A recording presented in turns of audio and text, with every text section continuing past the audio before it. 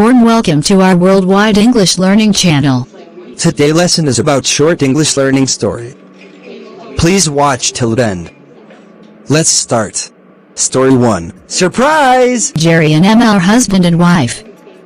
It's summer, and Jeery's birthday is approaching. Emma wants to give him a present for his birthday, but she wants it to be a surprise, so she must keep everything a secret. But she has a big problem.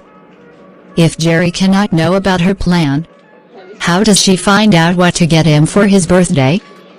She decides to use a secret technique. For a whole week, while she pretends to do other things, she actually listens very carefully for clues. However, Jeery doesn't really talk about this subject. A whole week passes with no mention of something he actually wants or needs. That's it. Emma thinks to herself. Jeery's birthday is tomorrow. I'm taking off the gloves. She calls her sister-in-law Mary, and they make a secret plan. Mary will call Jeery, ask him what he would like to receive for his birthday, and Emma will listen to the conversation without Jeery knowing it. The scheme starts out as planned. Mary calls Jeery, and they have a nice chat about his upcoming birthday. Emma listens carefully from the other room. Today is Jeery's birthday. Emma waits until their special dinner at night.